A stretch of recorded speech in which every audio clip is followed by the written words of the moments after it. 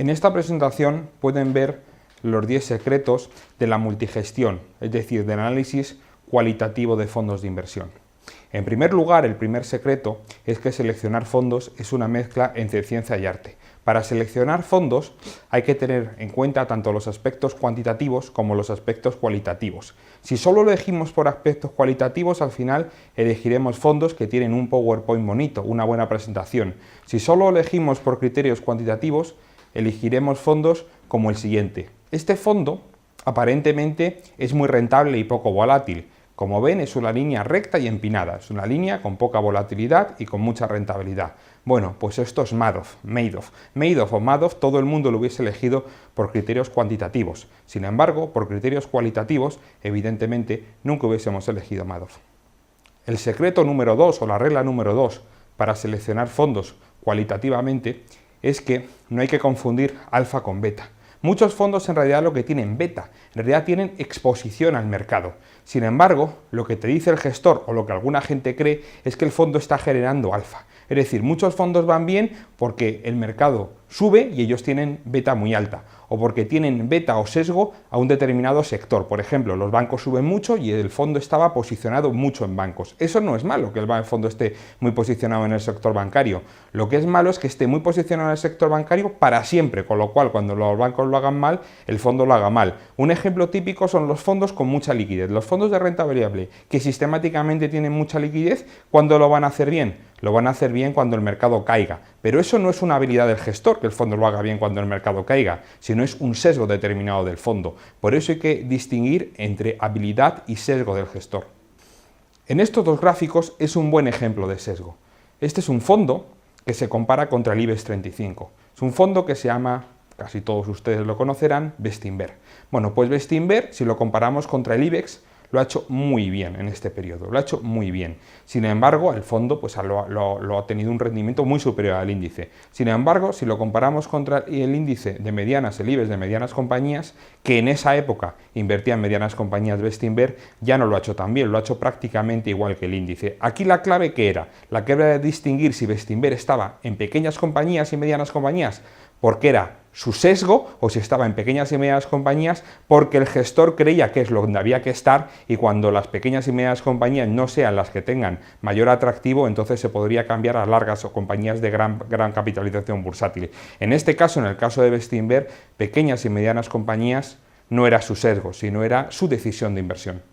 El entendimiento del valor añadido de un gestor o gestora es lo que realmente define si debemos comprar un fondo o no.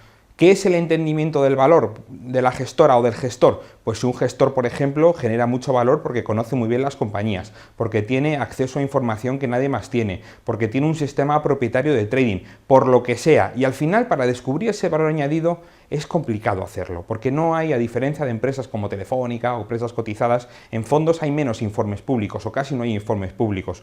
Por lo que para entender el valor añadido del gestor, aparte de preguntárselo directamente a él, es muy importante recurrir a fuentes externas, o sea, referencias cruzadas, hablar con otros selectores de fondos, hablar con gente como brokers que dan servicio al gestor. Todo este tipo de cosas son muy importantes para descubrir el valor añadido de un fondo.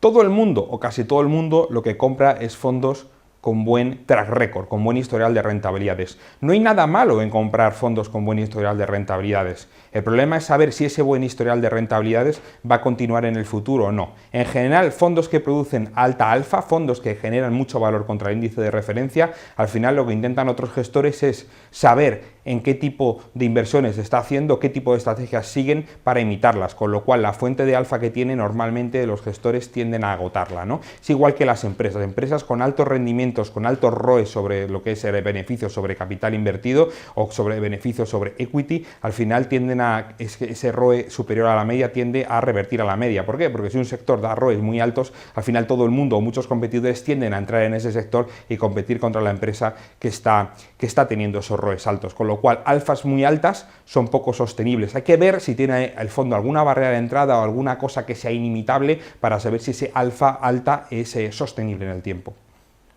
De todas formas, el seleccionar fondos solamente con rendimientos pasados, solamente con lo que yo llamo mirando al espejo retrovisor, no es bueno.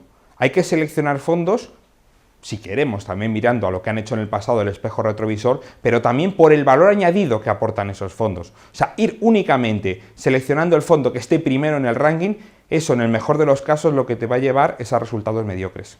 También es importante destacar, y en los due diligence especialmente, que no hay que dejar al lado la parte humana de la gestión. Yo siempre pongo el mismo ejemplo, una compañía como Procter & Gamble, Coca-Cola, lo que sea, el presidente si está motivado, si no está motivado, si está enfadado, pues hombre, puede tener un cierto efecto en la cotización, pero desde luego si un gestor no está motivado, no está alineado con el inversor, eso tiene mucho más efecto en el rendimiento del fondo que el presidente de una compañía no esté motivado en el rendimiento de una acción. Por lo tanto, los fondos al final son gestionados por personas y hay que tener muy claro si esas personas están motivadas y alineadas con los inversores.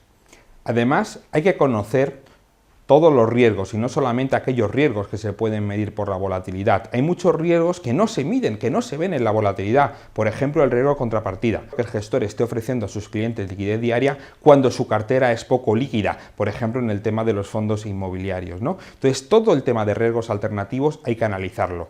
Un fondo que va como una línea recta, va perfecto, línea recta y empinada, como les he dicho antes, todo perfecto, y miren la evolución posterior. Pues este fondo realmente lo que invertía es en ABS americanas. Era un monetario que invertía en ABS americanas y en el 2007, verano de 2007, entre otras cosas porque los ABS subieron y porque el fondo sufrió fuertes reembolsos, pues la evolución del fondo fue realmente mala. Además, hay que destacar que en selección de fondos a muchos comerciales se les llena la boca y muchas gestoras de la transparencia. Ofrecemos transparencia total, damos las carteras. Bueno, para mí ofrecer transparencia no es dar todos los días la cartera, para mí ofrecer transparencia, por ejemplo, es si en un fondo se va el gestor, que no me digan que era, que el gestor no tenía ninguna relevancia, que era el equipo gestor el que llevaba el fondo. Para mí, cuando compro un zumo de tomate, para mí la transparencia no es que me digan productos químicos que yo no entiendo, sino para mí la transparencia es que me digan si es zumo natural o no es zumo natural. Pues esto es lo mismo. En fondos de inversión la transparencia no es saber todos los días en cada momento en que invierte el fondo, sino es saber cómo se toman las decisiones, quién la toma, quiénes son las personas claves, en qué entorno el fondo irá bien, en qué entorno el fondo irá mal. Para mí eso es transparencia.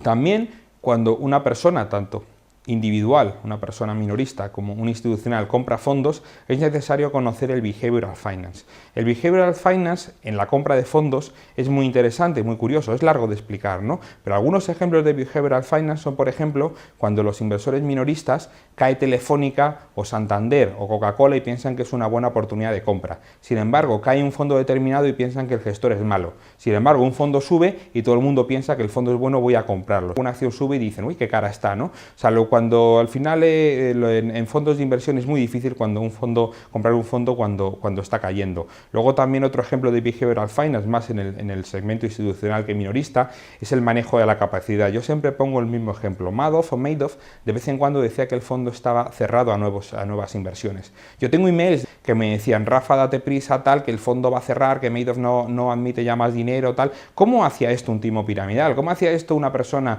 una institución que necesita cada vez más y más dinero para subsistir? Porque no hay cosa que más fomente las suscripciones, sobre todo las suscripciones institucionales, que decir que algo es complejo, que es difícil entrar, que hay poca capacidad, que esto se acaba, ¿no? Entonces, conocer el Behavioral Finance del selector y del inversor en fondos es muy importante. El secreto número 10 es que es más fácil identificar los fondos con malos resultados que los fondos con buenos resultados.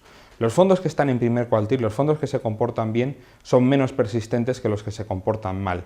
El fondo que saca mala nota, el fondo que está en cuarto cuartil, normalmente es mucho más estable en ese cuarto cuartil que el fondo que saca buena nota. O sea, es mucho más fácil en selección de fondos identificar a los malos que identificar a los buenos.